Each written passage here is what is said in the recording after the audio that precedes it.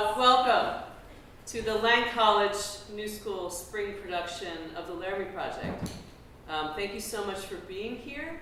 A couple of housekeeping notes. First, please turn off your cell phones, any electronic devices, and note that the show is an hour and 45 minutes long and there is not an intermission. Thank you so much for being here, and welcome.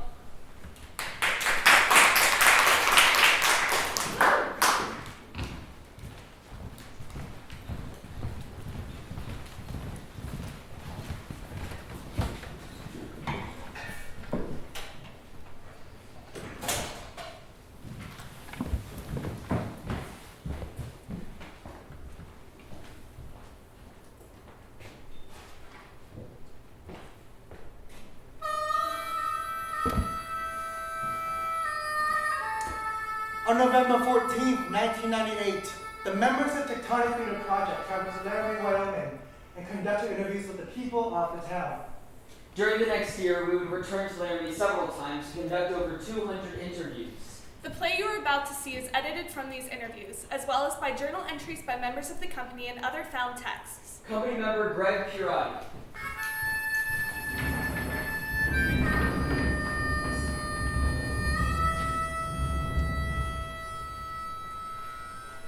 I was born and raised here. You see, my first interview was with Detective Sergeant Hing of the Laramie Police Department. At the beginning of the interview, he was sitting behind his desk. He was sitting, something like this. I was born and raised here. My family is, third generation? See, my grandparents moved here in the early 1900s, and we've had three. Well, actually, my daughter makes it 4 generations, so quite a while. It's a good place to live, good people, lots of space. Now, the towns in southern Wyoming are spaced out because when the railroad came through here, it was as far as they could go for having to stop to refuel and rewater, and well, Laramie is a major stopping point for all that. We are one of the largest states in the country and the least populated. There's so much space between people and towns here, so much time for reflection. Rebecca Hilliker, head of the theater department at the University of Wyoming. You have an opportunity to be happy in your life here. I found that people here were much nicer than in the Midwest where I used to teach because they were happy. They were glad that the sun was shining, and it shines a lot here. What you have is you have your traditional old-type ranches. They've been here forever. Larame's been the point where they came for supplies and stuff like that. Stewardship is one thing all of our ancestors taught us. Eileen Engen, rancher. If you don't take care of your land, you could ruin it and lose your living. So first of all, you have to take care of your land and do everything you can to improve it. I love it here. Doc O'Connor, limousine driver. You couldn't put me out there in that mess out there back east. Best thing about it is the climate, the cold, the wind. They say that Wyoming wind will drive a man insane, but you know what? Doesn't bother me. Well, most of the time it doesn't bother me. Some of the time it does. And then you have the university population. I moved here after living in a couple of big cities. Philip Dubois, president of the University of Wyoming. I loved it there, but you have to be out of your mind to let your kids out after dark.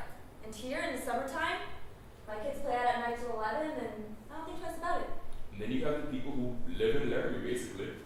I moved here from rural Texas. Zaki Salmon, Laramie resident. Now, in Laramie, if you don't know a person, there's probably a good chance that you know somebody that they know. So it can only be about 1 degree removed at most. And for me, I love it because I love going to the grocery store and saying hi to 4 or 5 or 6 people I know. And I don't really mind people knowing my business because what's my business? I mean, it's basically good. I like the trains too. They don't bother me. Well, some of the time they bother me, but most of the time they don't. Even though one goes by every 13 minutes out where I live. Doc actually lives up in Bossler, but everybody in Laramie knows him. He's also not really a doctor. Them trains, they used to carry cattle. Now they carry his diapers and cars. It's a good place to live. Good people, lots of space. Now, when the incident with that boy happened, a lot of press people came to town. And one day, a few of them followed me out to the crime scene. And well, it was a beautiful day. Absolutely gorgeous day. The sky was real clear and crisp. And the sky was that blue that you'll just never be able to paint. Just sky blue. It's gorgeous. In the mountains in the background with a little snow on them, This one time, this one reporter lady person who was out there, she said to me, Well, who found the boy? Who's out here anyway? and I said, well, it's a really popular area for people to come running. Mountain biking is really big out here. Horseback riding, it's just close to town. And she said, Who in the hell would want to run out here? and I'm thinking, lady, you're just missing the point. I mean, all you have to do is turn around, look at the mountains, smell the air, hear the birds, just take in what's around you, and they were just nothing but the story. I didn't feel judged. I thought they were stupid. They're missing the point. Just missing the whole point. It's difficult to talk about Laramie now, what Laramie means to us. Jedediah Schultz. If you would have asked me before, I would have told you that Laramie is a beautiful town, secluded enough that you can have your own identity. A town with a strong sense of community, everyone knows everyone. A town with a personality that most larger cities are stripped of. Now, after Matthew, I would say that we're a town identified by an accident, a crime. We're a noun, a definition, a sign. We may be able to get rid of that, but it sure will take a while.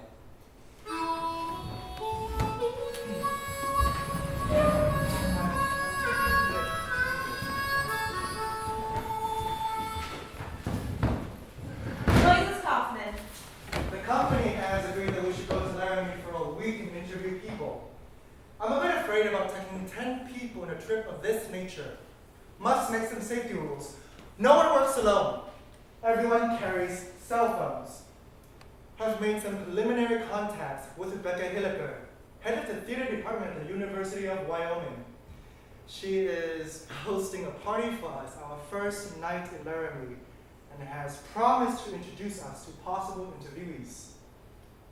Well, I must tell you that when I first heard you were thinking of coming here, when you first called me, I wanted to say, I mean, why are you doing this? Feels like you just kicked me in the stomach. But then I thought, that's stupid. You're not doing this to me, and more important, I thought about it and decided we've had so much negative closure on this whole thing. And the students really need to talk. I mean, when this first happened, they started talking about it, and then the media descended and all dialogue stopped. And you know, I love my students because they're free thinkers. And you might not like what they have to say, and you might not like their opinions because, well, they can be very redneck, but they're honest and they're truthful. So there's an excitement here. There's a dynamic that I didn't have when I was teaching in the Midwest or in North Dakota because there was so much Puritanism that dictated how people felt that oftentimes they didn't have an opinion or you couldn't get them to express an opinion. And quite honestly, I'd rather have opinions that I don't like and have that dynamic in education. There's a student I think you should meet. His name is Jedediah Schultz. Well, I've lived in Wyoming my whole life. The family's been here for generations. So when it came time for me to go to college, my parents couldn't afford to send me to college. I knew that I was going to have to get on a scholarship. And I wanted to study theater. And every year they have this high school competition, this Wyoming State high school competition, and I knew that if I didn't get first place in duets, that I wasn't going to get on a scholarship. So I went to the university, and I went up to one of the professors, and I was like, I need a killer scene. And she was like, here you go, this is it. And it was from Angels in America. And so I read it, and I knew that I could win best scene if I did a good enough job.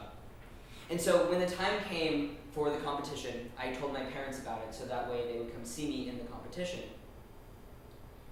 And they brought me into their room and they sat me down and they told me that they were not going to come see me in the competition if I did that scene because they believe it is wrong. That homosexuality is wrong, and they believed that strongly about it, that they didn't want to come see their son do probably the most important thing that he had done to that point in his life. And I didn't know what to do. I had never, ever gone against my parents' wishes, so I don't know, I was kind of worried about it. But I decided to do it anyway. And we won, and we got first place, and we won, and that's how come I can attend the university because of that scene. And thinking back on it, I think, why did I do it? Because I'm not gay. So why did I do it? Why did I oppose my parents? And I guess the only honest answer I can give is that, well, I wanted to win. I mean, it was the best scene. Do you know Mr. Kushner? Maybe you could tell him?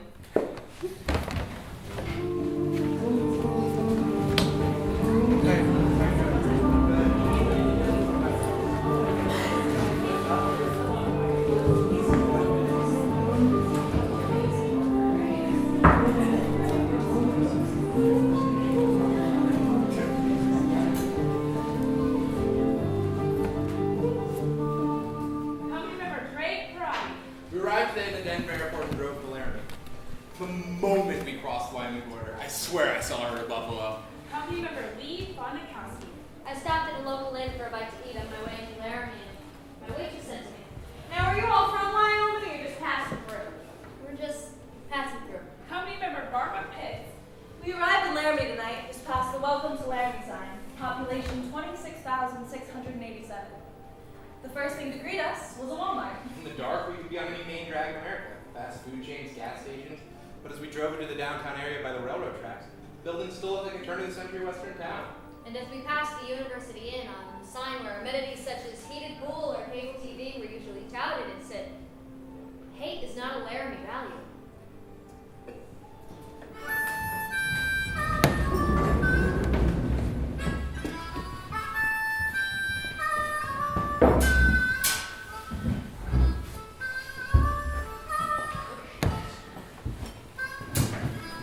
Today with two long-time Laramie residents, Allison Mears and Marge Murray.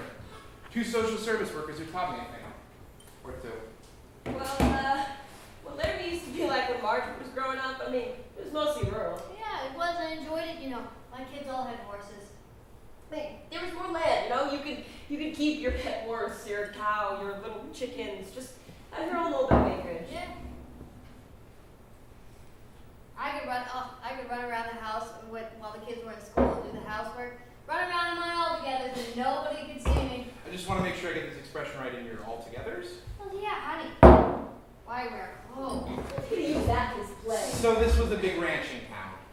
Not just ranching. This was a big railroad town at one point, before they moved everything to Cheyenne and Omaha, Green River. So now it is just a drive-through spot for the railroad, but I'll tell you, Wyoming is bad in terms of jobs.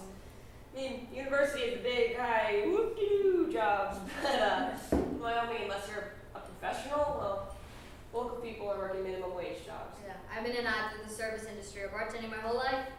Now I know everybody in town. She does. Now, that'll tell you, here in Laramie there is a difference, and there always has been. What it is a class distinction. It's about the well-educated and the ones that are not. And the well-educated don't understand why the ones that are not don't get educated. Yeah, here in Laramie, if we worked for the university, we'd all be SOL. What's SOL? Do I have to say it? Shit out of luck! Yeah, I got that on tape! Boy, you are getting an education today. Yeah, I guess I am. So let me just ask you, what was your response when this happened to Matthew Shepard? Well, I've been close enough to the case to know many of the people that were involved. I have a daughter that's on the sheriff's department. As far as the gay issue, I don't give a damn one way or another as long as they don't bother me. And even if they did, I just say no thank you. And that's the attitude of most of the Laramie population. I'd say, they might actually smack one if they were in a bar situation. And then they might poke one in the mouth. But then they just whistle on and go on about their business. Laramie is live and let live. I'd say Marge knows more than she's willing to say, and gotta respect her for that. Well, where are you going with this? We still haven't decided yet. When we finish, we're going to try to rig it around to Laramie. Okay. And there are parts I won't tell you.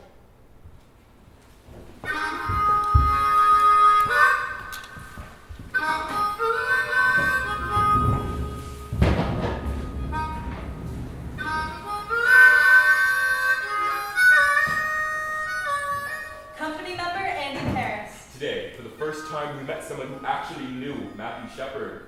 Trish Steger, owner of her shop in town, referred to him as Matt. Yeah, Matt used to come to my shop. That's how I knew him. On the 2nd of October, I got a call maybe 10 after 7. Doc O'Connor. It was Matthew Shepard. And he said, can you pick me up at the corner of 3rd and Grand? So I pull up to see, who Matthew Shepard, and it's a little guy. 5'2", I bet you 97 pounds soaking wet. They said he weighed 110, but I wouldn't believe it. They also said in the newspapers that he was 5'5", but this man, he was really only 5'2", maybe even 5'1". So he walks up, and I'm going to try and go in steps here so that you can better understand the principle of this man.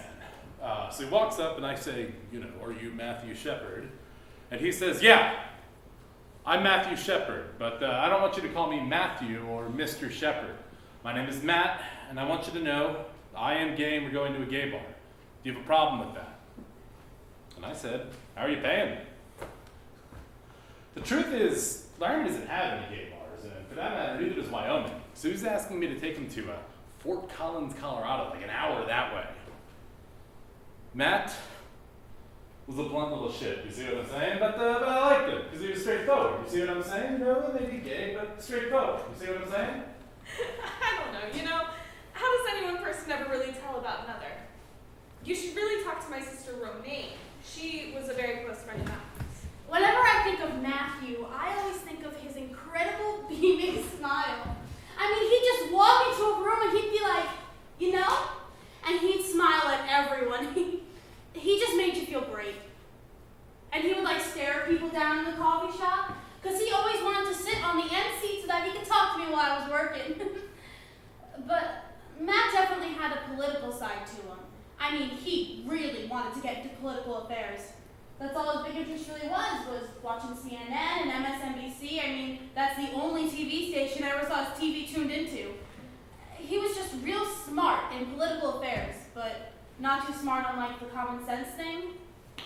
So he moves to Laramie to go to school. Matthew was very shy when he first came in. John Peacock, Matthew's academic advisor. He was having some difficulties adjusting, but this was home for him and he made that quite clear. His shyness gave way to a person excited about this trek that he was going to embark on. He was just starting to figure out wanting to work on human rights and how he was going to do that. And when this happens, this person begins to bloom a little bit. He's starting to say, wow, there are opportunities here. There are things I can do in this world. I can be important. I did hear from Matt about 48 hours before his attack. He told me he just joined the gay and lesbian group on campus, and he was enjoying it. He was getting ready for Pride Week and whatnot. I mean, he was totally stoked about school. Yeah, he was real happy about being there. And in retrospect, and I can only say this in retrospect, of course, I think that's where he was headed, towards human rights. Which only adds to the irony and tragedy of all this. Let me tell you something else here. There's more gay people in Wyoming than meets the eye. I know that. I know that for a fact. They're not particularly the, what do you call them? Queens, gay people. Queen, the run around faggot types. No, they're the kind of people that can row bales of hay, ride horses, brandon, kick ass. I always say you don't want to fuck with a Wyoming queer because they'll kick your ass. But that's not the point of what I'm trying to say. The point is, I know a lot of gay people in Wyoming. I know a lot of people, period. And I think most Wyoming people don't give a damn one way or the other if you're gay or straight. And that's just what I just said. Doesn't matter. My understanding when I first came here, Catherine Connolly. is that I was the first out gay or lesbian faculty member on campus. And that was 1992. In my interview, they asked me what my husband did for a living, so it kind of came out then. You want to hear a funny story? So when you first get here, there are all these things you have to do, So I'm in my office, and I see that this woman had called. So I give her a call back, and I say, this is Kathy Connolly returning your phone call. And she says, oh, it's you. And I'm thinking, this is bizarre. And she says, I hear you're gay. And I'm like, uh-huh. And she says, I hear you came as a couple. I'm one too. Not a couple, just a person. So she was this kind of lesbian who knew I was coming and wanted to come over and meet me immediately. And then later she told me that there were other lesbians that she knew that wouldn't be seen with me. That I would irreparably taint them, and just to be seen with me could be a problem.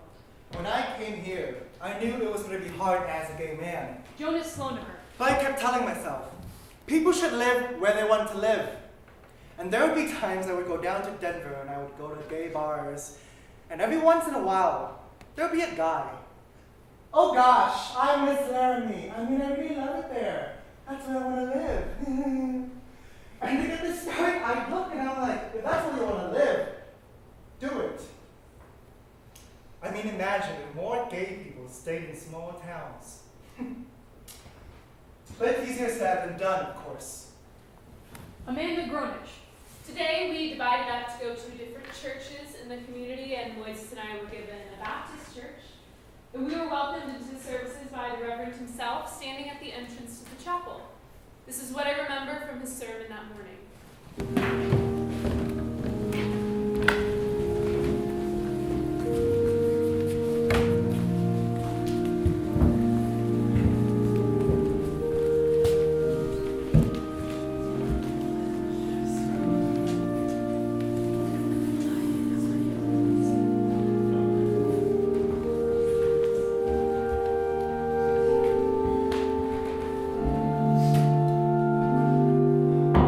Please be seated.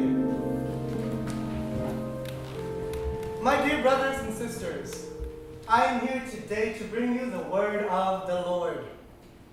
Now, I have a simple truth that I tell to my colleagues, and I'm going to tell to you today. The word is either sufficient or it is not. Scientists tell me that human history, that the world is 5 billion or 6 billion years old. After all, what's a billion years give or take? The Bible tells me that human history is 6,000 years old. The word is either sufficient or it is not. The sociology of religion in the West. Stephen E. Johnson, Unitarian minister. Dominant religions in this town. Baptist, Mormon. They're everywhere. You know, it's not just Salt Lake. They're everywhere. They're like the jam on toast down here. The Mormon church has a little different thing going on that irritates some people. Doug Laws, state ecclesiastical leader for the Mormon church. God speaks to us today, and we believe that. We believe that the prophet of the church has the authority to receive inspiration and revelation from God.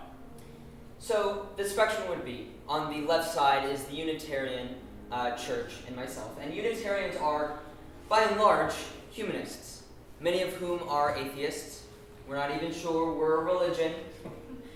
And to the right, and to his credit, is Father Roger, a Catholic priest who, God bless him, he did not equivocate at all when this happened. He held a vigil for Matthew Shepard that night. I was really jolted, when we did the vigil. Well, because I wanted to get the other ministers involved. But they were not going to get involved. And it was like we were going to stand back and wait to see which way the wind blows. And it angered me immensely. I thought we were supposed to stand out. I just said, wow, what's going on here? God has set boundaries. There was a proclamation on the family, and it defined a family as man, woman, and children. That's a family. That's about as clear as you can make it. There's no sexual deviation in the Mormon church, no leniency. We just think that it's out of bounds. The Christian pastors, many of the conservative ones, were silent on this. And conservative Christians will use the Bible to show the rest of the world. It says here in the Bible. And many Americans, and they do, believe that the Bible is the Word of God. And how are you going to fight that? I am a biblicist. The Bible is true whether I believe it or not. The word is either sufficient or it is not. I arrived in Laramie on September 15th. And I looked around. Tumbleweed, cement factory. And I thought, what the hell am I doing in Wyoming? 3 weeks later, I found out what the hell I'm doing in Wyoming.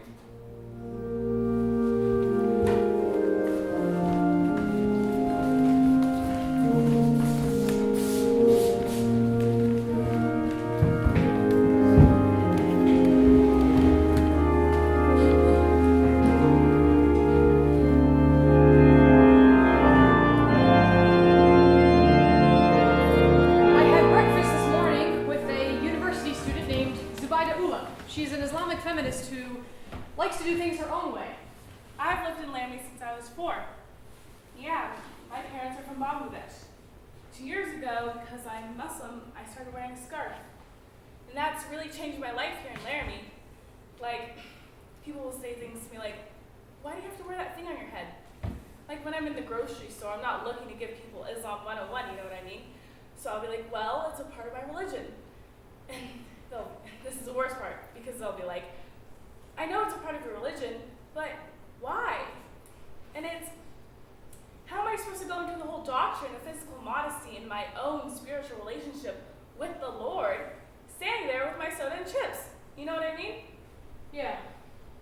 You know, it's so unreal to me that, yeah, that a group from New York would be writing a play about Laramie. Like I was picturing, you're gonna be in a play about my town. You're gonna be on stage in New York, acting like you're us. That's so weird.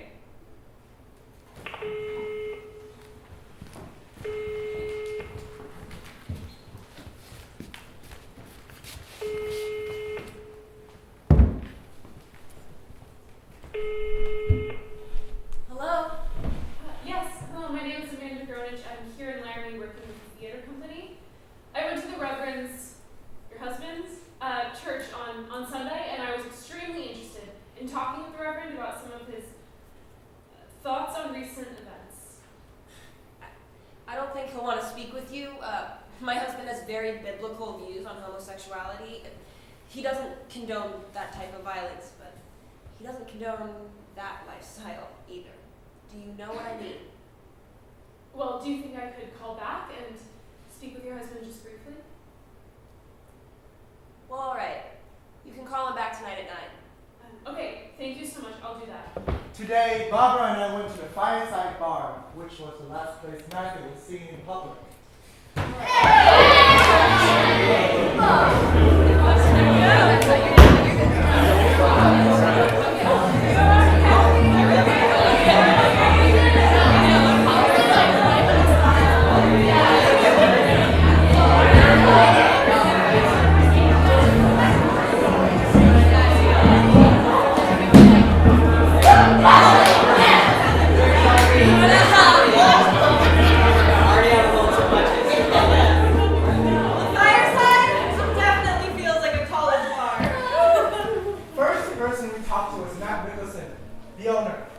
Yeah, my great-great-grandfather moved here in 1862.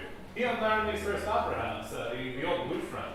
Then in 1870, Louisa Grandma Swain, she cast the first woman's vote in any free election anywhere in the world. That's why Wyoming is the equality state. So what about the night Matthew Shepard was here? Yeah, we karaoke that night. 20 to 30 people. Matt Shepard came in right there, wherever you're standing. Just hanging out. If you want to know more, you should talk to Matt Yalla. He was the kid bartending that night. Okay, alright, I'm gonna make this brief, quick, get it over with, but it will be factual, just fast. Okay, here we go. Around 10 o'clock, I clock in, usual time, Tuesday nights. About 10:30, Matthew Shepard shows up, alone, and sits down and orders a Heineken. So, what can I tell you about Matt? If you had 100 customers like him, it would be the perfect bar. Okay, and I don't mean in sexual orientation, I just mean in manners, politeness, intelligence, taking care of me, as in tips. As in tips. And just everything. Conversation, dressed nice, clean cut. Didn't seem to have any worries or like he was looking for anybody, just enjoy his drink and the company around.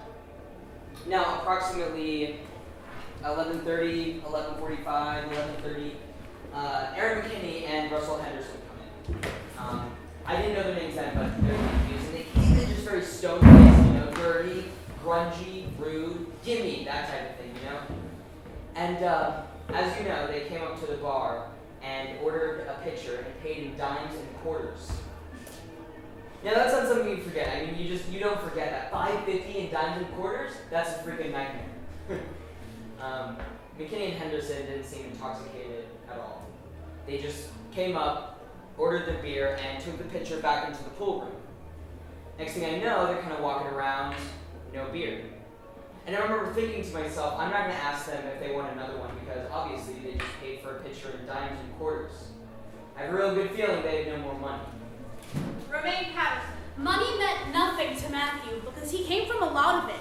And he would like hand over his wallet in 2 seconds. His shoes might have meant something. They can say it was a robbery, I don't buy it.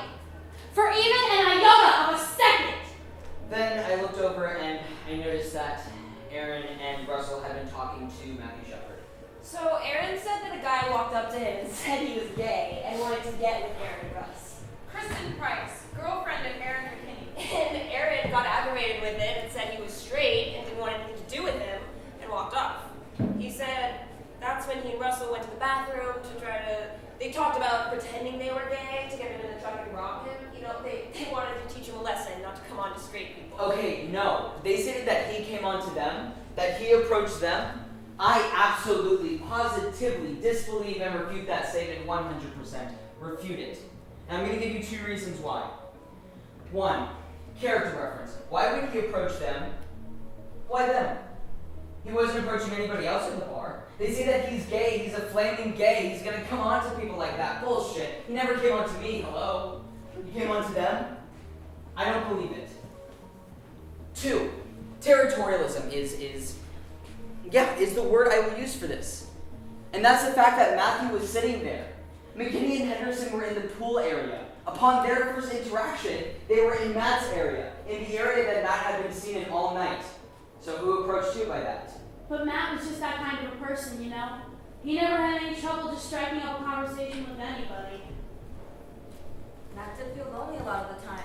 Me knowing that and knowing how gullible Matt could be, he would have walked right into it. The fact that he was at the bar, alone, with no friends, made him that much more vulnerable. Basically, what I'm testifying is that I saw Matthew Shepard leave.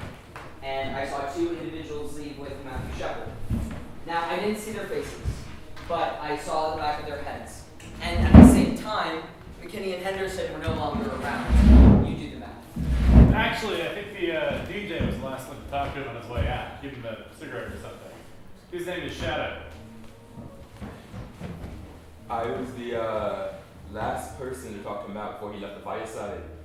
And I was just bullshitting out of my shit when he stopped me. I stopped him, actually. Well, I stood and talked to Matt for like a good 10 minutes. And, you know, you can see the boys with him. You seen him getting, like, nervous, anxious to leave and shit. So when I left, I seen it. It was in a black truck. It's a small truck. The 3 of them were in the front with Matt in the middle. And when they left, I didn't think much of it, you know? I mean, I didn't think them guys were gonna be like that.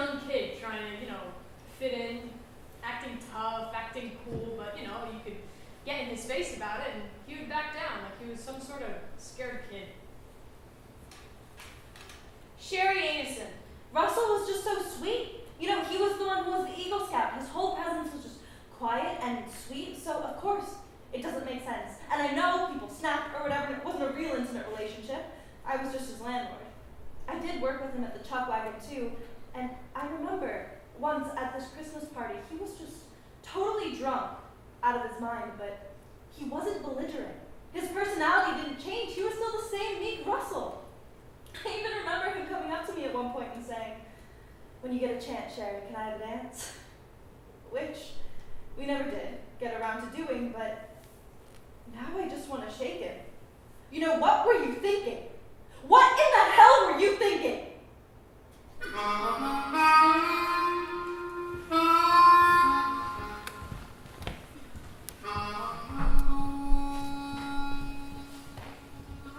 The fence.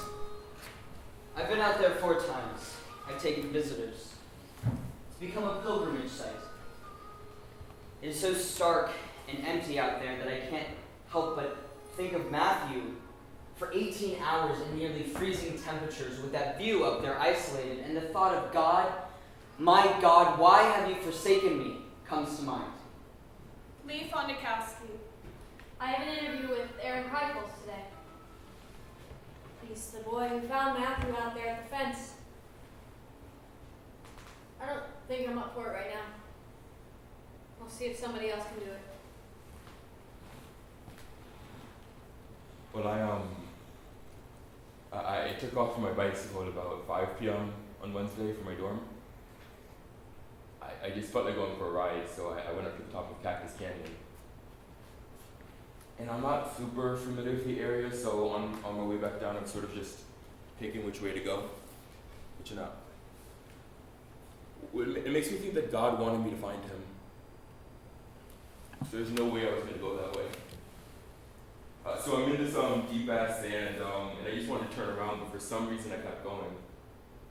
There was this rock on the ground, and I guess I drove it. I went over the handlebars and ended up on the ground. So I picked myself up, and I noticed something. It ended up to be Matt. And he was just laying there by a fence. I thought he was a scarecrow. I was like, Halloween's coming up, so I thought it was a Halloween gag.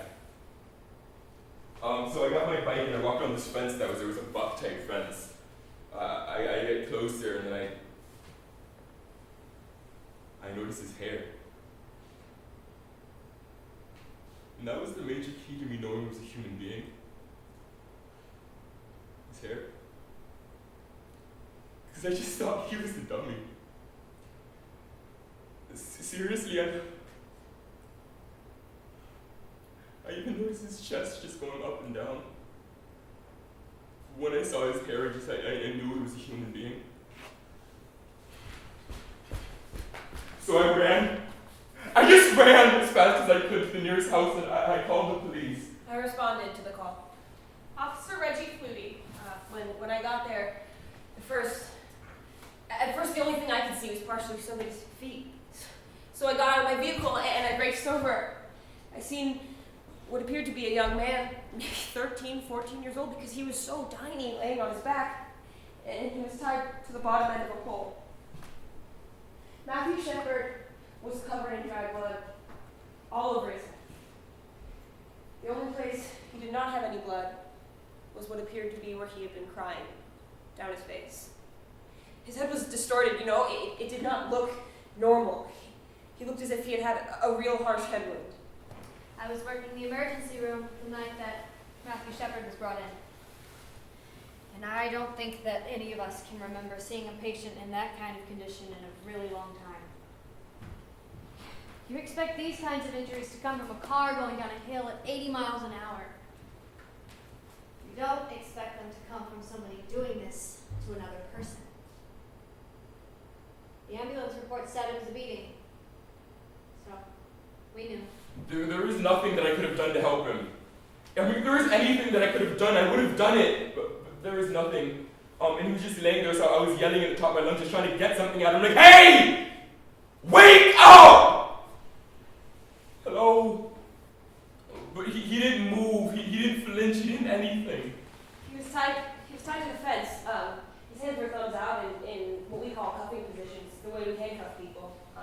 He was bound by a real thin white rope that went along the bottom of the fence about 4 inches up off the ground. His shoes were missing. He was tied extremely tight, so I used my boot knife to try to slip it in between his wrist and the rope. I had to be extremely careful not to harm Matthew any further. By your first audience, certainly you'd like to think that this is somebody who comes from out of town and beats somebody. I mean, things like this happen. Shit happens, and it happens in Laramie. But if there's been somebody who has been beaten repeatedly, this is certainly something that offends us. Seen the EMS unit trying to get to the location. Once they got there, we placed a neck collar on him, put him on a backboard, and slid him from underneath the fence. Then Rob drove the ambulance to Iverson Hospital's emergency room.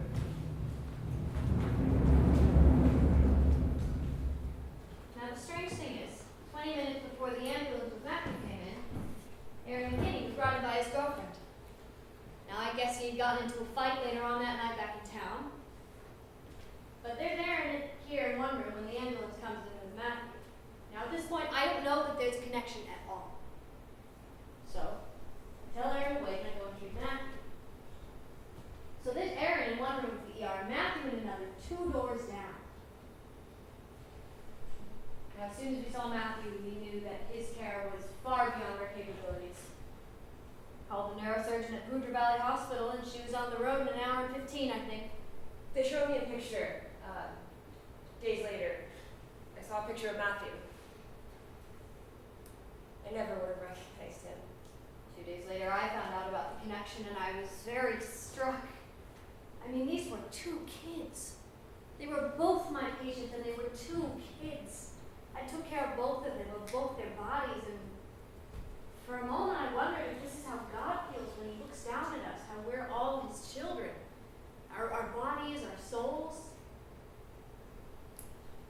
And I felt a great deal of compassion for both of them.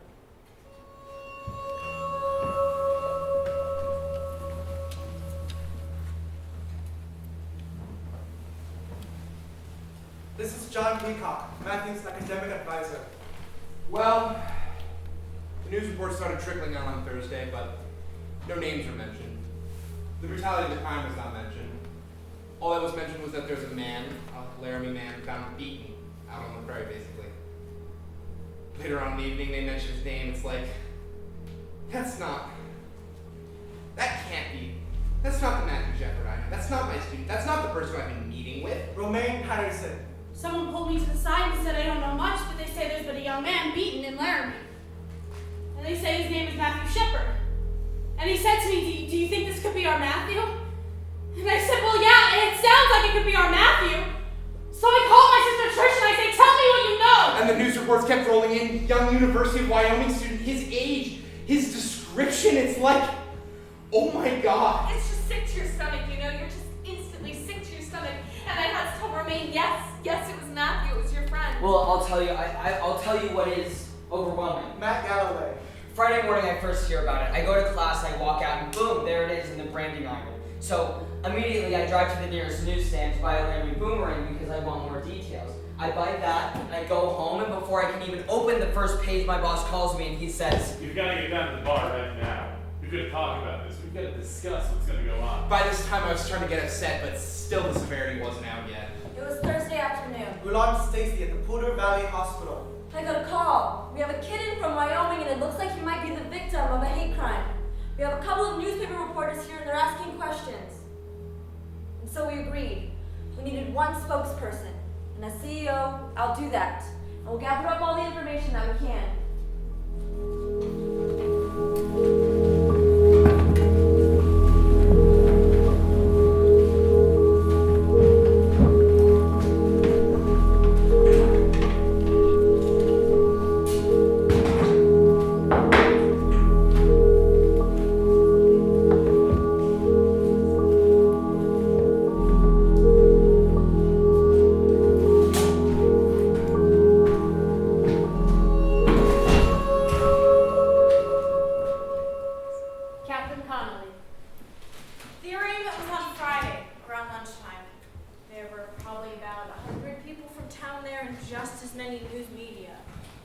By this point, a lot more of the details about the case had come out. You know, the fact that the perpetrators were kids themselves, local kids who everyone who's from around here has some sort of connection to.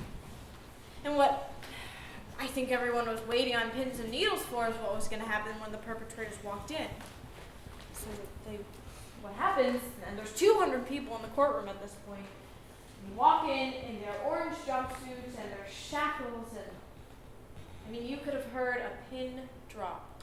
The essential facts are that the defendants, Aaron James Mckinnon and Russell Arthur Henderson, met Matthew Shepard at the Fireside Bar. After Mr. Shepard confided he was gay, both subjects proceeded to deceive him into leaving with them in their vehicle to a remote area. Upon arrival at said area, both subjects tied him to a buck fence, robbed him, tortured him, and beat him. Both defendants were later contacted by officers of the Laramie Police Department, who observed in the cab of their pickup truck a credit card and pair of black patent leather shoes belonging to the victim, Matthew Shepard.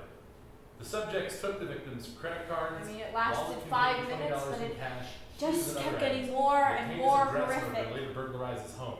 Ending with, Said defendants left the victim begging for his life.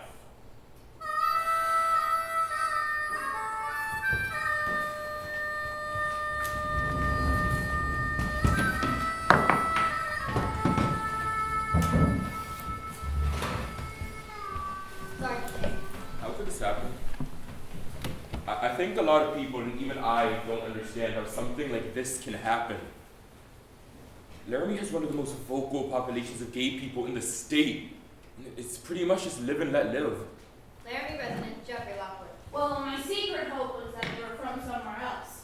You know, then that way you can create that distance. We don't grow children like that here.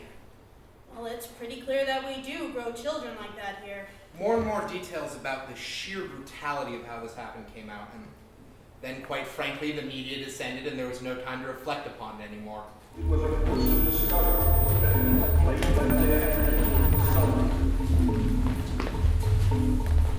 Laramie, Wyoming, often called the Gem City of the Plains, is now at the eye of the storm. The cowboy state has its rednecks and Yankees for sure, but there are no more bigots per capita than there are in New York, Florida, or California. The difference here is that there are fewer places to hide if you're anything other than prairie stock.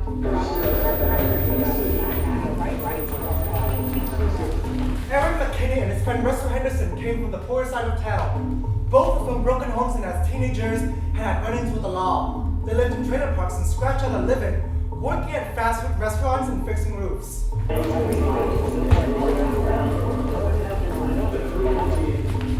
As a gay college student lay hospitalized in critical condition after a severe beating, this small city, which bills itself as Wyoming's hometown, wrestled with its attitudes towards gay men. People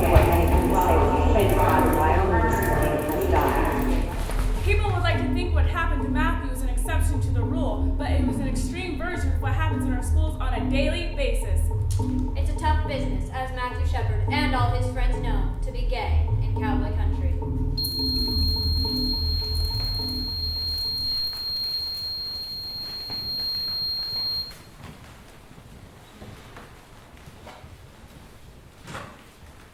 It was huge. Yeah, it was herds. And we're talking hundreds of reporters, which makes a huge dent in this town's population. There's news reporters everywhere, news trucks all over campus, all over town, and we're not used to that type of attention to begin with. We're not used to that type of exposure. Wyoming Governor Jim Geringer, a first-term Republican, up for re-election. I am outraged and sickened by the heinous crime committed on Matthew Shepard. I extend my most heartfelt sympathies to the family.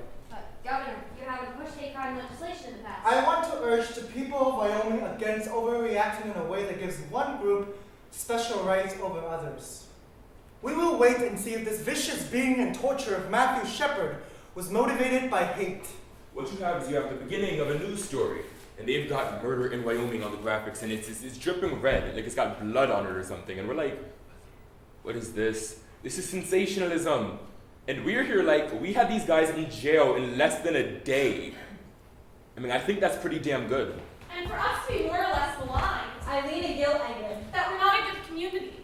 And we are. I mean, the majority of people here are good people. You get bad apples once in a while. And I think the gay community took this as an advantage.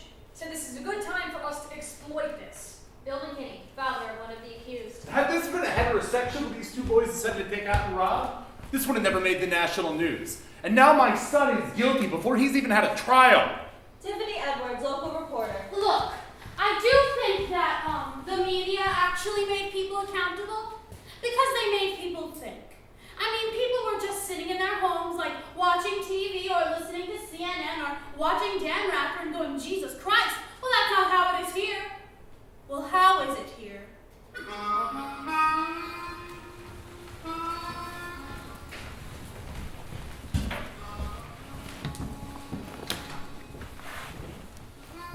Matthew Shepard update, 3 p.m. Saturday, October 10th. By this point, I look out there and where there had been 2 or 3 reporters, it must have been 10 or 15 still photographers, another 20 or 30 reporters, and 10 video cameras. The family had just arrived. I barely introduced myself to them, and I look out there and I thought, oh my gosh, what am I going to do?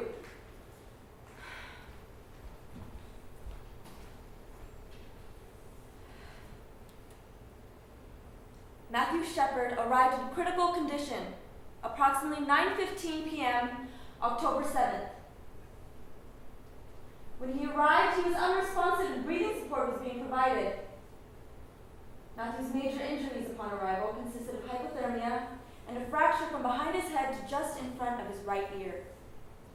This caused bleeding in the brain, as well as pressure in the brain, and there were also several lacerations on his head, face, and neck. Matthew's temperature has fluctuated over the last 24 hours, ranging from 98 degrees to 106 degrees. We have had difficulty controlling his temperature. Matthew's parents arrived at 7 p.m., October 9th, and are now at his bedside. The following is a statement from them.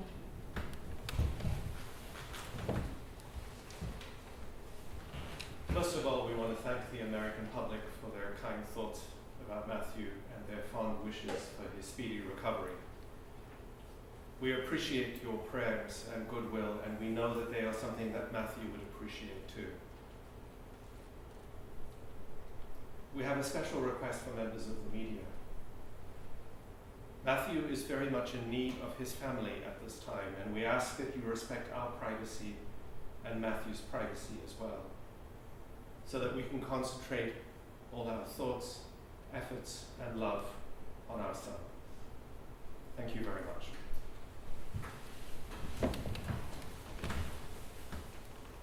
Both Aaron Mckinnon and Russell Henderson pled not guilty to charges. Their girlfriends, Chastity Paisley and Kristen Price, also pled not guilty to accessories after the fact. I keep seeing that picture in my head when I found him, Matt Galloway. and it's not pleasant whatsoever. I don't want it to be there. I want to get it out. I want to get it out, but the question for me, with my religion, is why did God want me to find him? Ultimately, no matter how you dice it, I did have an opportunity. Matt Galloway. If I had amazing hindsight of 2020 to have stopped what had occurred, I just keep thinking I should have noticed. These guys shouldn't have been talking to this guy. I should have had my head down for those 20 seconds washing dishes. I mean, the things I could have done, what the hell was I thinking? One of the things that happened when I got to the fence, Reggie Flutie.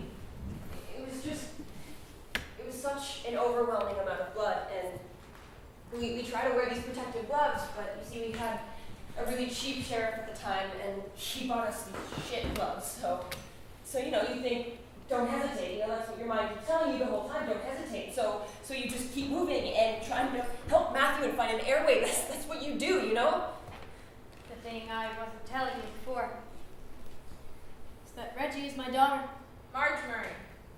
When she first told me she wanted to be a police officer, I thought there was not a better option for her. She could handle whatever came her way. Probably a day and a half later, the hospital called and told me that Matthew had HIV. The doctor said, you've been exposed and you've had a bad exposure because you see I had been building a lean-to for my llamas, so my hands had all these open cuts on them, so I was kind of screwed, and you just think like, oh shoot, so I said to the doctor, what do I do? And they said, get up here. So I got up there and started the ATZ drugs immediately. Now they told me that this is a drug that if it started 36 hours after you've been exposed, it can maybe stop you getting the disease. That is a mean, nasty medicine. I lost 10 pounds and a lot of my hair. Yeah. And quite frankly, I wanted to lash out at somebody. Not at Matthew, please understand. Not one of us was mad at Matthew. Or that maybe wanted to squeeze Mckinnon's head off. And I think about Henderson and how two absolutely human beings can cause so much grief for other people. It's been horrible for my whole family, but mostly for her and the kids. I think it brought home to my girls what their mom does for a living. I just hope she doesn't go before me. I couldn't handle that.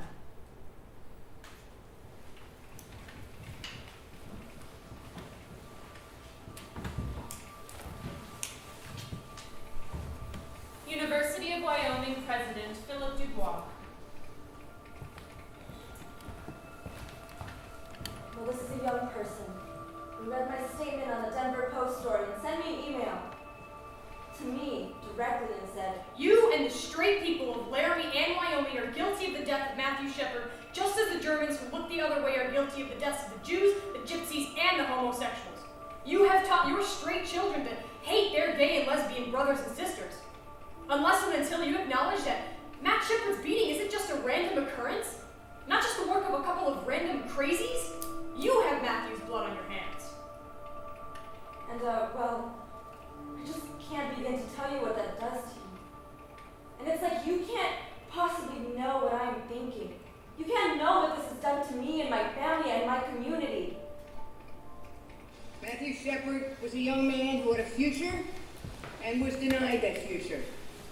He was capable of love and hardly given a chance to love. He was cherished by his family and was stolen from them prematurely. Matthew Shepard was one of us not only as a gay person, he was one of us as an American. Matthew Shepard wasn't hurting anyone. He was a good person, a gentle soul who was tortured to death.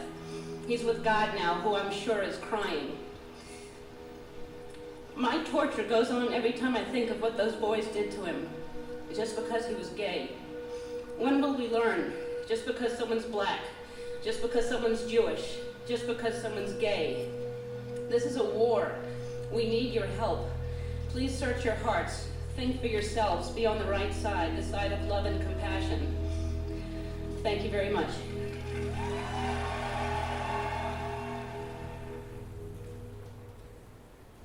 There are certain things when I sit in church, Jedediah Schultz. and the Reverend will tell you flat out that he doesn't agree with homosexuality. And I don't know, I mean, I'm still learning about myself and going through changes, and I don't know enough about certain things to make a decision that says homosexuality is right when you've been raised your whole life that it's wrong. And I don't know, I mean, right now I would say that I don't agree with it. Yeah, that I don't agree with it.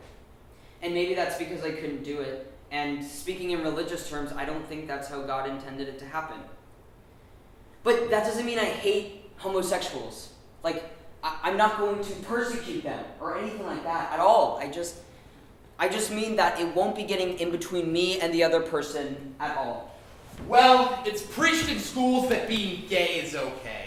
Conrad Miller. And if my kids asked me, I'd sit them down and I'd say, well, this is what gay people do. This is what animals do, okay?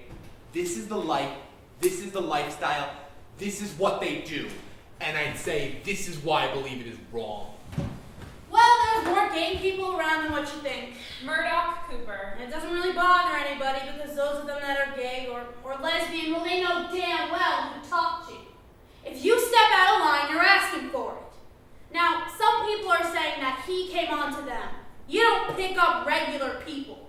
Now, I'm not excusing their actions, but it made me feel better because, you know, it's partially Matthew Shepard's fault and partially the guys who did it. You know, maybe it's 50-50. Yes, as a lesbian, I was more concerned for my safety. Zaki 7. I mean, I think we all were. Because deep down, we know that it could happen to any of us at any time.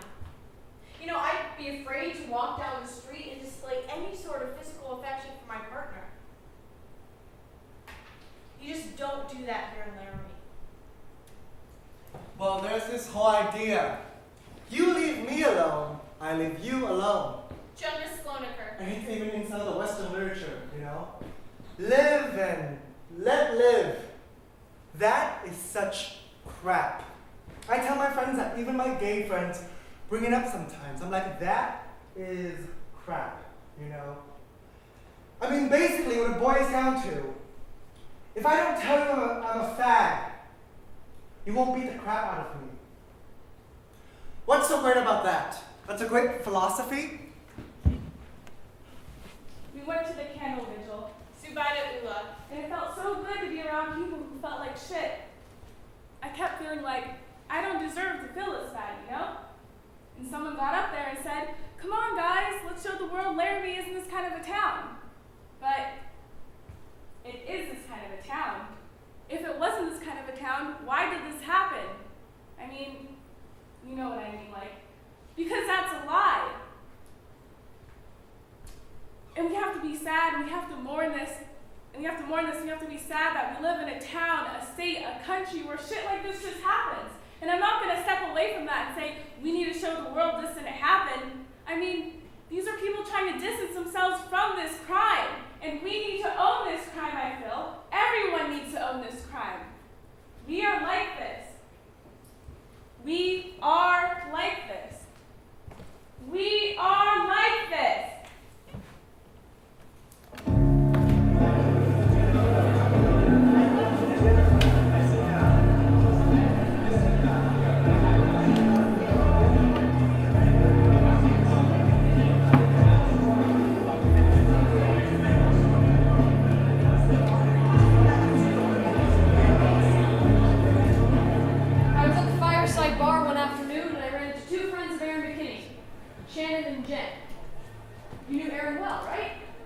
Yeah, we both did.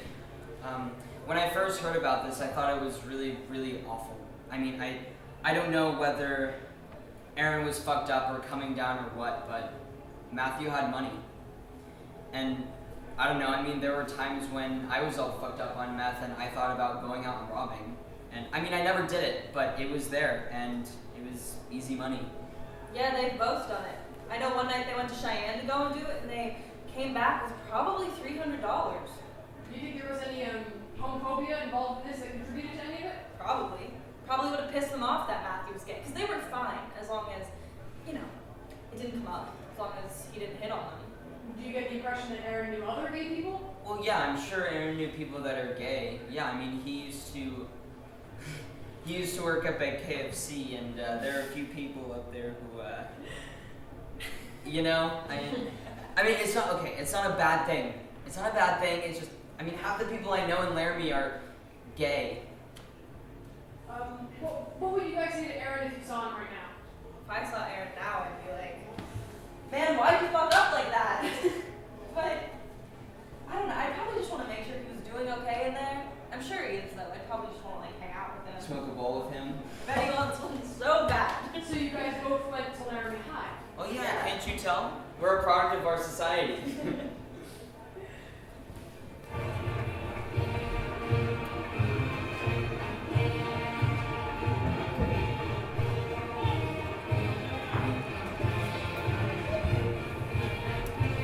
University President Philip Dubois.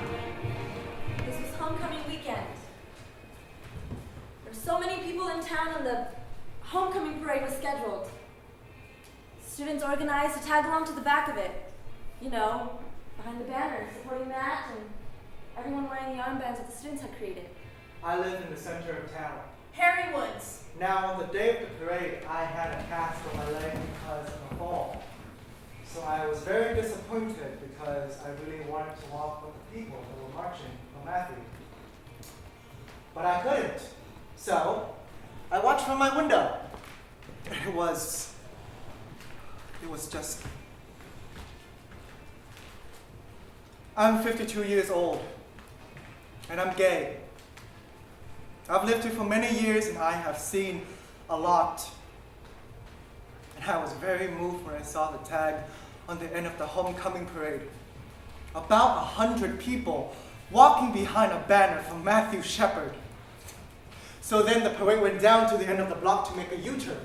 And I went to the other side of my apartment to wait for it to come south, down the other street. I was up at the front where they were holding the banner for Matthew, and let me tell you, I have never had goosebumps so long in my life. It was incredible. A mass of people, families, and mothers holding their 6-year-old children, just amazing. And then I noticed the most incredible thing. As the parade came down the street, the number of people walking for Matthew Shepard had grown 5 times. There were at least 500 people marching for Matthew. 500 people. Can you imagine? The tag at the end was larger than the entire parade. And people kept joining in. And you know what? I started to cry. And I thought, thank God, I got to see this in my lifetime. Thank you, Matthew.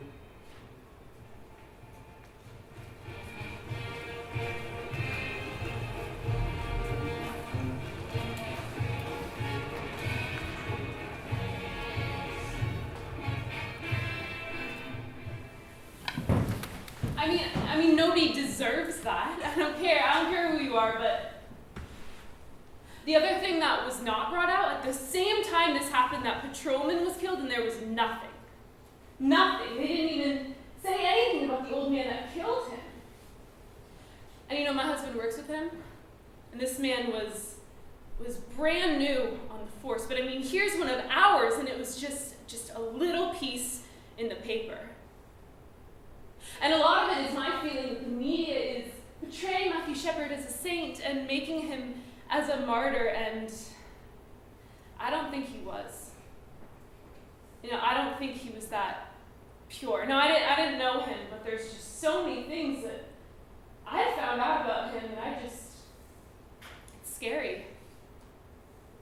You know, about his character and spreading AIDS. And a few other things, you know, being the kind of person that he was. And everybody's got problems, but why they exemplified him, I don't know. What's the difference if you're gay? A hate crime is a hate crime. If you murder somebody, you hate them. It has nothing to do with if you're gay or a prostitute or whatever. I don't understand. I don't understand. Company member Lee Fondikowski. This is one of our last days on our second trip to Laramie, and Greg and I have been conducting interviews non-stop. We're exhausted. We're to meet Father Roger Schmidt in the morning, so here we go. 7:30 a.m., 2 queers and a Catholic priest. I do not mean to condemn Matthew to perfection, but I cannot mention anyone who's done more for this community than Matthew Shepard. I'm not going to sit here and say that I was this old guy with no fear. I was scared. I was very vocal in this community when we did the vigil, and I thought to myself, should we call the bishop and ask his permission to do the vigil? And I said, hell no. No, I'm not going to do that because his permission doesn't make it correct. You realize that? You people are just out here on a search, so I'll give you this, that if you make a play of this, that you say it correct. Say it right. I think you have a responsibility to do that. You think violence is what they did to Matthew. They did do violence to Matthew. But what you don't realize is that every time you are called a fag, or a les, or whatever, A dyke. Dyke, yes, dyke. Do you realize that is violence? That is the seed of violence, and I would resent it immensely if you used anything I said to somehow cultivate that kind of violence. I resent it immensely. You need to know that. Thank you, Father, for saying that. Just deal with what is true. You know what is true. You must do your best to say it correct.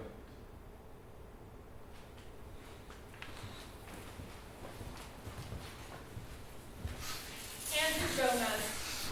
I was in jail with Aaron in December. Got thrown in over Christmas. Assault and battery, 2 counts. We were sitting there eating our Christmas dinner. I was eating my stuff and whatnot.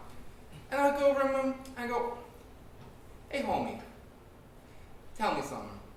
Tell me something, please. Why did you... Okay, I'm trying to think of exactly how I worded this. Why did you kill a faggot if you're just going to be destined to be a faggot later? Like, you know what I'm saying? I mean, think about that. You're going to hump up or he's going to die. So, why would you do that? I don't understand that. And you know what he said? Honest to God, he looks over to me and he goes, he tried to grab my dick. That's what he said, man. He's dumb, dog. He don't even act like it was nothing.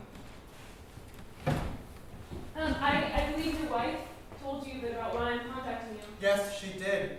And let me tell you, I don't know if I really want to talk to anyone about any of this incident. I'm somewhat... No, I completely understand, and I don't blame you. You know, I went to your service on Sunday. You went to the services on Sunday? Yeah, you welcomed me at the beginning. I see.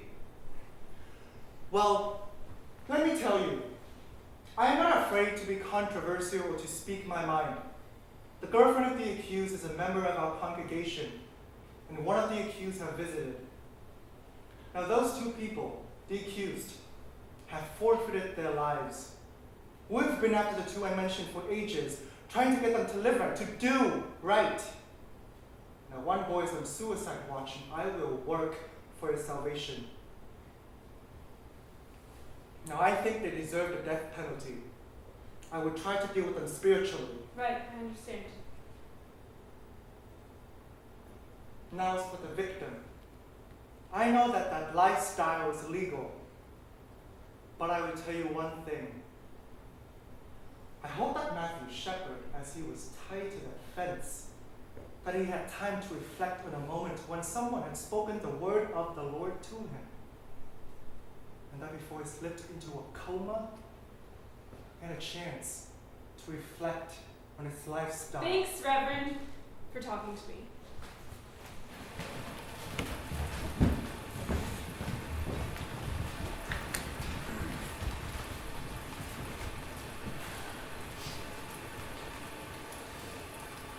At 12 midnight, Monday, October 12th, Matthew Shepard's blood pressure began to drop. We immediately notified the family who were already at the hospital. At 12:53 a.m., Matthew Shepard died. His family was at his bedside.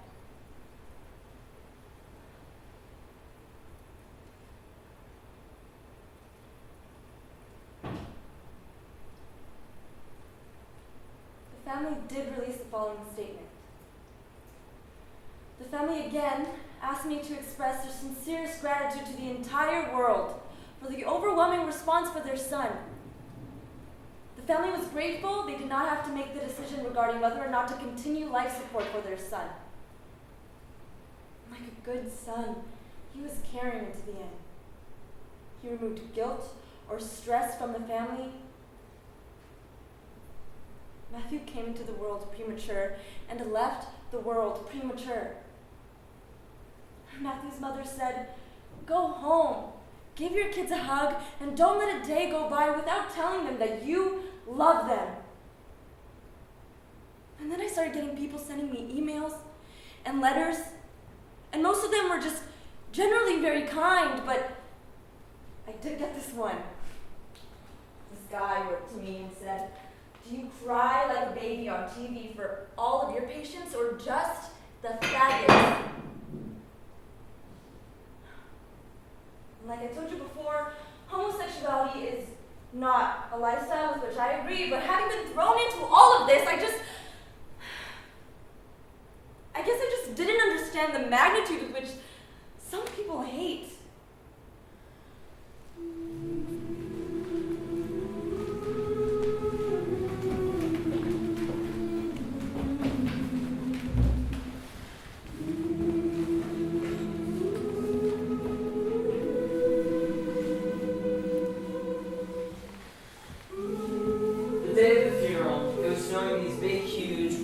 Snowflakes. And there were thousands of people in just black with umbrellas everywhere. And there were hundreds of people that couldn't fit into either of the churches. And there's a park next to the church, and that's where these people went. And that park was full. My most striking memory from the funeral, Carrie Drake, Casper Star Tribune, was seeing the Reverend Fred Phelps from Kansas. That seen growing up in the park. Do you believe the Bible? Do you believe that you're supposed to separate the precious from the vile? You don't believe that part of the Bible? You stand over there ignorant to the fact that 2 verses for every one it talks about God's love. It talks about God's hate. We wouldn't be here if this was just another murder the state was going to deal with. The state deals with hundreds of murders every single day. But this murder is different because the fags are trying to turn Matthew Shepard into a poster boy for the gay lifestyle. And we're going to answer it. It's just that simple.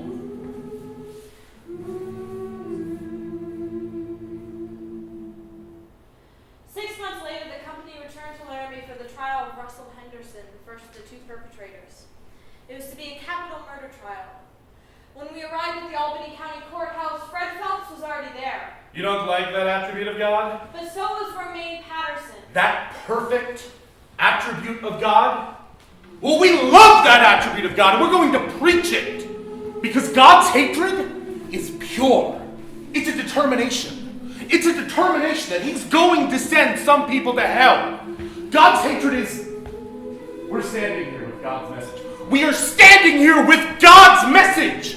Is homosexuality, is being a faggot okay? After seeing Fred Phelps protesting at Matthew's funeral and finding out he was coming to Laramie for the trial of Russell Henderson, I decided someone needed to stand toe-to-toe with this guy and show the differences. And I think at times like this, when we're talking about hatred, as much as the nation is right now, that somebody needs to show that there's a better way of dealing with that kind of hatred. So our idea is to dress up like angels. We have designed an angel outfit, for our wings are huge. They're like big-ass wings. And there'll be 10 to 20 of us that are angels.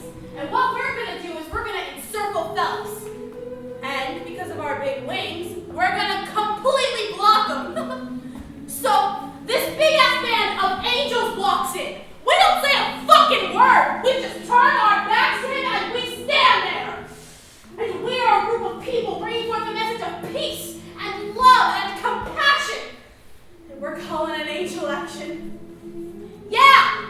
This 21-year-old little lesbian is ready to walk the line with him. When those old preachers laid their hands on me, they called it an ordination. Mine was from Isaiah 58:1. Cry out! Spare not!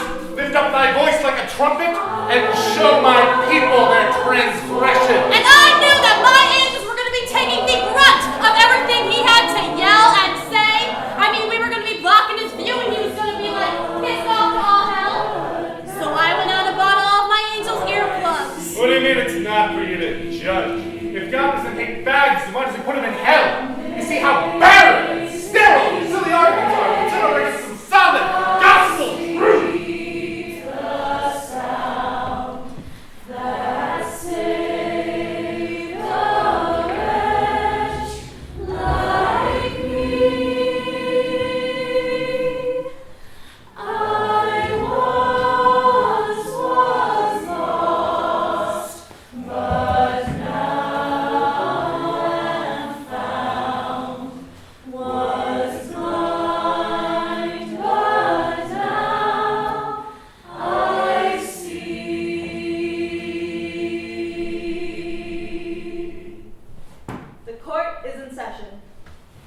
Mr. Henderson, you entered a not guilty plea earlier, but I understand you want to change your plea today. Is that correct?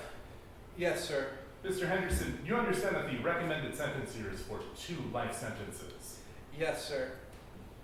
Mr. Henderson, I will now ask you how you wish to plead, guilty or not guilty. Guilty. Before the court decides whether these sentences are to be served concurrently or consecutively, I understand that there are statements to be made by at least one individual. The following is an excerpt of a statement made to the court by Lucy Thompson. As the grandmother and the person who raised Russell, along with our family, we have prepared the following statement. Our hearts ache for the pain and the suffering that the Shepards have went through. We have prayed for your family since the very beginning. Many times throughout the day I've thought about Matt.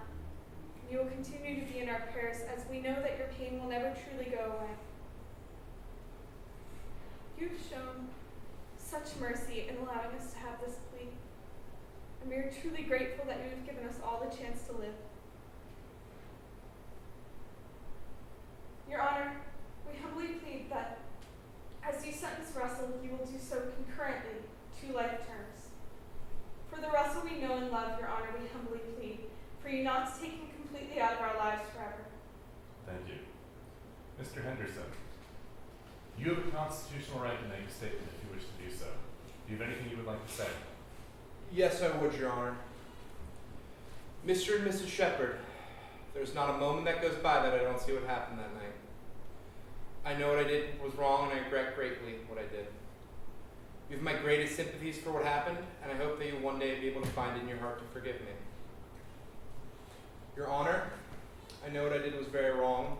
I regret greatly what I did, and I am ready to pay my debt for what I did. Mr. Henderson, you drove the vehicle that took Matthew Shepard to his death. You bound him to that fence in order that he might be more savagely beaten, and in order that he might not escape to tell his tale. You left him out there, knowing full well he was there, perhaps having an opportunity to save his life for 18 hours. And you did nothing. Mr. Henderson, this court does not believe that you really feel any true remorse for your part in this matter.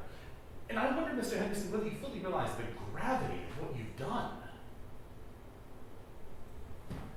The court finds it appropriate that sentence be ordered as follows. As to count 3, felony murder with robbery, you were to serve a period of imprisonment for the term of your natural life. On count 1, kidnapping, you were to serve a period of imprisonment for the term of your natural life. Sentencing for count 1 to run consecutive to sentencing for count 3.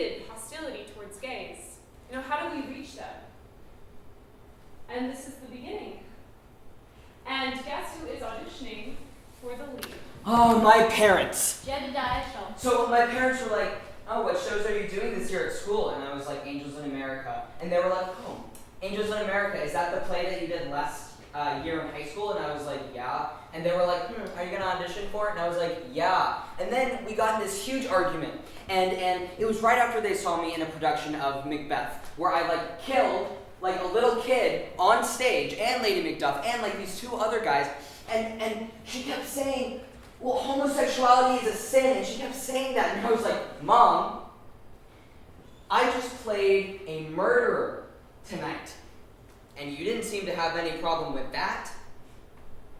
I tell you, I have never prepared this much for an audition in my life.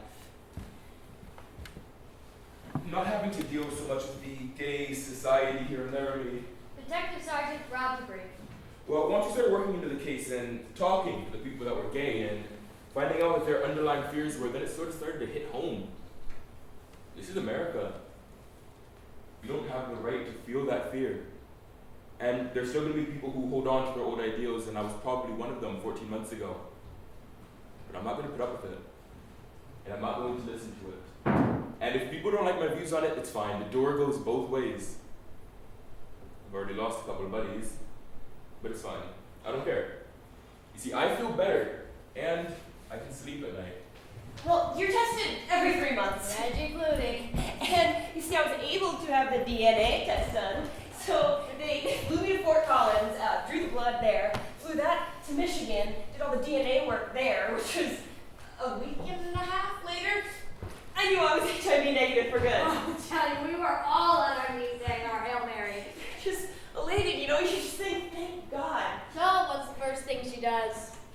my tongue right in my husband's mouth.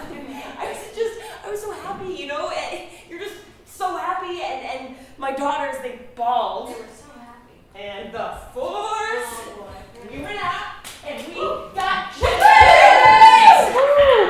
It was great. They all bought me drinks, and hugged and cried, and I kissed everyone who walked in that What?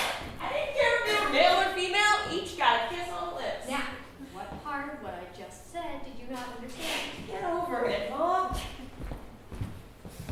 Almost a year to the day that Matthew Shepard died, the trial for Aaron James Mckinnon was set to begin. Part of me wants Mckinnon to get it. I'm not very proud of that. I was off and on, but I can't say what I would do. I'm too personally involved. Oh, I believe in the death penalty 100%. Because I want to make sure that guy's ass dies. This is one instance where I truly believe with all my heart, an eye for an eye and a tooth for a tooth. I don't know about the death penalty, but I never want to see either of them walk out of Rollins Penitentiary. I don't believe in the death penalty. It's too much for me. I don't believe that one person should be killed in redemption of his having killed another. Two wrongs don't make a right. How can I protest if the Shepherds want McKinney dead? I just can't interfere in that. But on a personal level, I knew Aaron in grade school. He was never Aaron. He was always just AJ. How can we put AJ McKinney to death? I think right now our most important teachers must be Russell Henderson and Aaron McKinney. How did you learn? What did we as a society do to teach you that? See, I don't know if many people will let them be their teachers, but I think it would be wonderful if, in addition to their sentence, the judge said, you must tell your story. You must tell your story.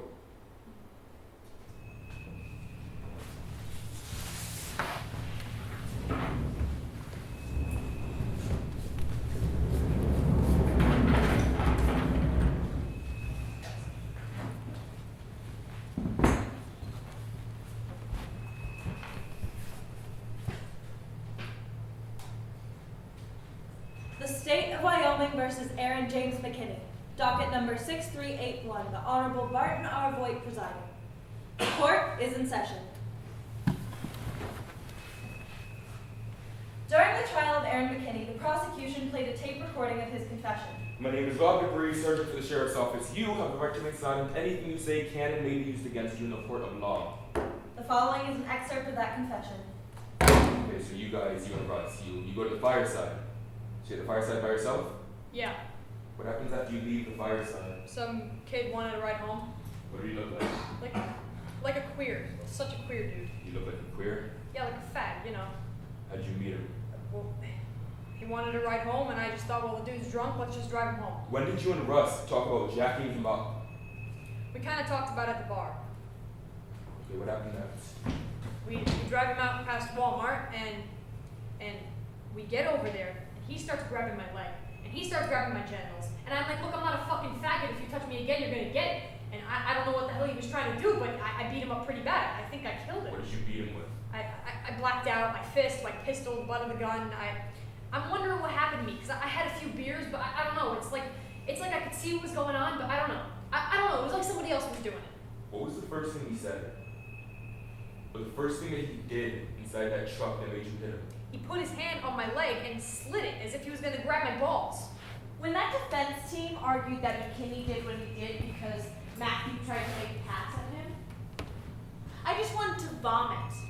Because that's like saying it's okay. It's like the Twinkie defense when that guy killed Harvey Milk in Moscone. It's the same thing.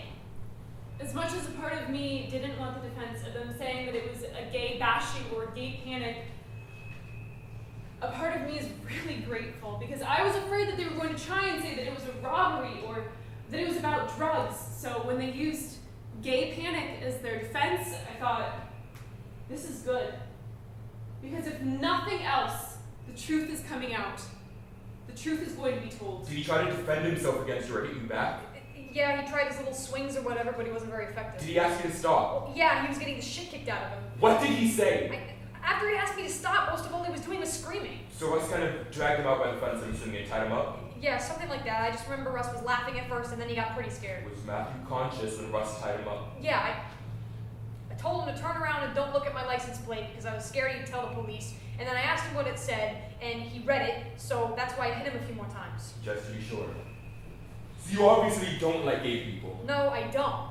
Would you say you hate them? I wouldn't say I hate them, but when they start coming on at me, I get pretty Did aggravated. he threaten you? This gay dude? Yeah. No. Can I ask you one more thing? Why did you take his shoes? I don't know. Now I'm never gonna see my son again. I don't know, you'll probably go to court sometime today. Today? I'm just gonna go in there and plead guilty or not guilty today? No, he's gonna be arraigned today. Is he gonna die for sure?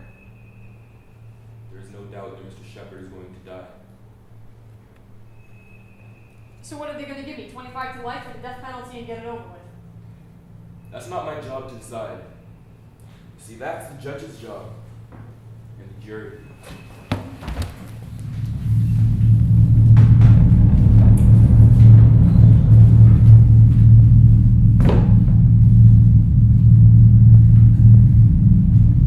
Has the jury reached a verdict? We have, Your Honor. We, the jury, in panel and sworn to try the above entitled case, after having well and truly tried the matter, unanimously find as follows. As to the charge of kidnapping, we find the defendant, Aaron James Mckinnon, guilty. As to the charge of aggravated robbery, we find the defendant, Aaron James Mckinnon, guilty. As to the charge of first-degree felony murder, we find the defendant, Aaron James Mckinnon, guilty.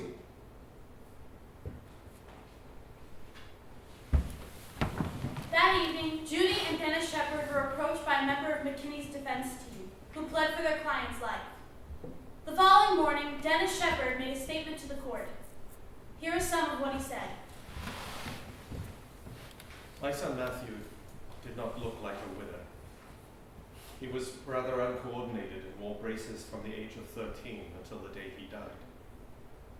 However, in his all too brief life, he proved that he was a winner. On October 6, 1998, he tried to show the world that he could win again. On October 12, 1998, my firstborn son and my hero lost. On October 12, 1998, my firstborn son and my hero died, 50 days before his 22nd birthday. I keep wondering the same thing that I did when I first saw him in the hospital. What would he have become? How might he have changed his piece of the world to make it better? Matt officially died in a hospital in Fort Collins, Colorado. He actually died on the outskirts of Laramie, tied to a fence. You, Mr. Mckinnon, with your friend Mr. Henderson, left him out there by himself. But he wasn't alone. There were his lifelong friends with him, friends he had grown up with. You're probably wondering who these friends were. First, he had the beautiful night sky, with the same stars and moon we used to see through a telescope. Then he had the daylight, with the sun to shine on him. And through it all, he was breathing in the scent of pine trees from the snowy range. He heard the wind, the ever-present Wyoming wind, for the last time. He had one more friend with him. He had God. And I feel better knowing that he wasn't alone. Matt's beating, hospitalization, and funeral has drawn worldwide attention to hate. Good is coming out of evil. People have said enough is enough. I miss my son. But I am proud to be able to say that he is my son.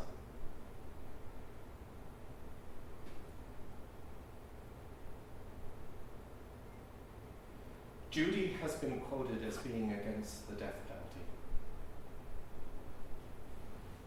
It has been stated that Matt was against the death penalty. Both of these statements are wrong. Matt believed there were crimes and incidents that justify the death penalty. I too believe in the death penalty. I would like nothing better than to see you die, Mr. Mckinnon. However, this is the time to begin the healing process, to show mercy to someone who refused to show mercy. Mr. McKinney, I am going to grant you your life, as hard as it is for me to do that, because of Matthew. Every time you celebrate Christmas, a birthday, the 4th of July, remember Matt isn't. Every day you wake up in your prison cell, remember you had the opportunity and the ability to stop your actions that night.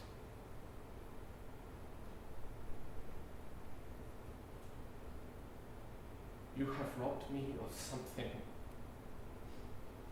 very precious, and I will never forgive you for that. Mr. McKinney, I give you life in the memory of someone who no longer lives. May you live a long life, and may you thank Matthew every day for it.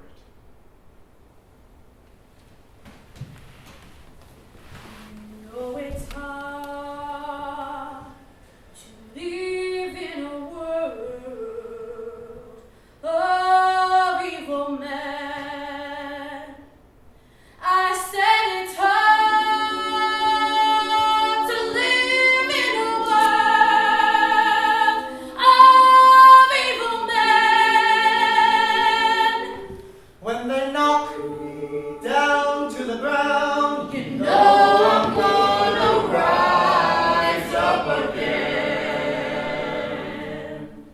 Somebody help me sing. It's hard. You know it's hard to live in a world. It's so hard of evil men. It's hard to live with all of them evil men. I say it's hard to live in a world of evil men. It's hard to live with all of them evil men. When they knock me down to the ground, you know I'm gonna rise up again. Now Matthew Shepard lived in a world of evil men.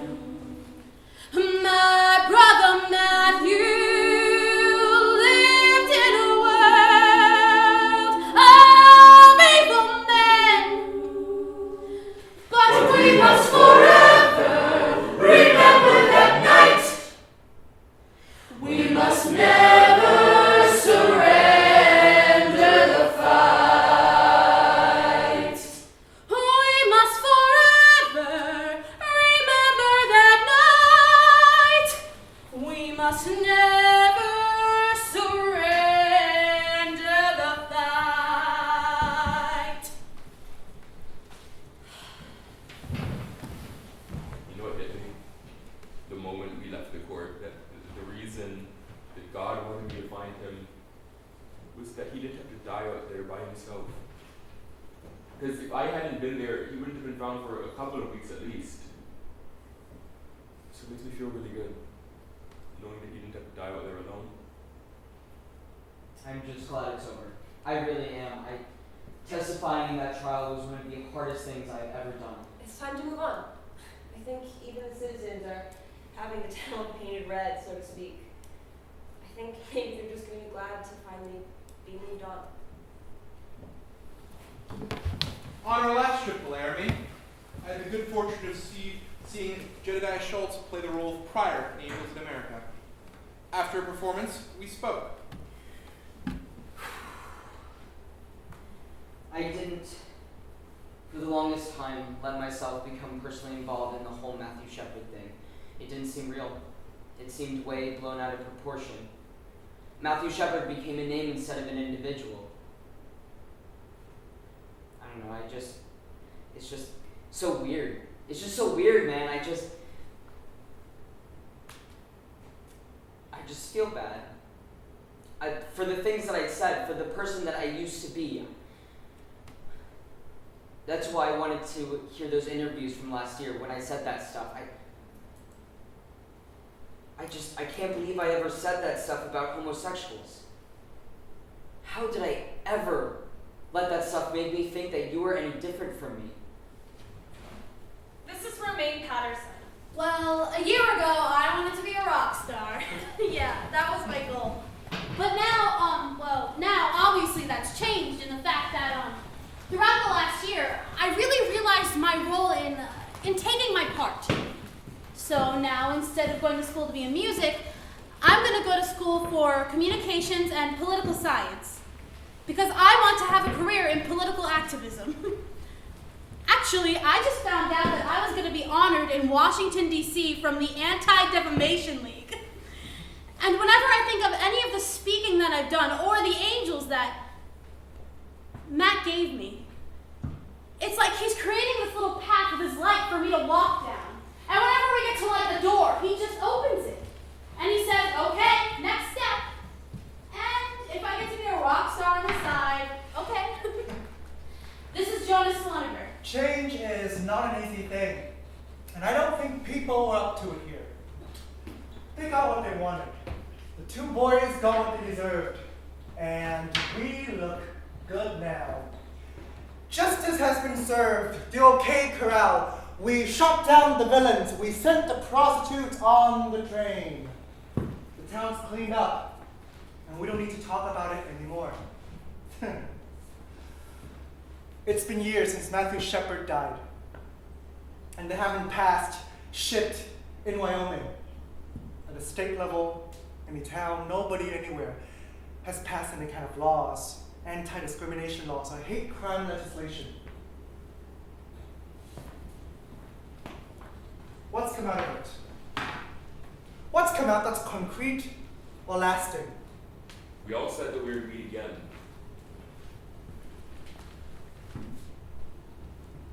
One last time. By the fence. I've been up to that site in my limousine, okay? And I remembered to myself the night he and I drove around. He said to me, Laramie sparkles, doesn't it? And where he was up there, if you said exactly where he was up there, Laramie sparkles with a low-lying cloud. It's the blue lights reflecting off the clouds in the airport. It goes right over the whole city. I mean, it just blows you away. And Matt was right there in that spot. And I can just picture in his eyes. I can just picture what he was seeing. The last thing he saw on this earth was the sparkling lights of Laramie, Wyoming.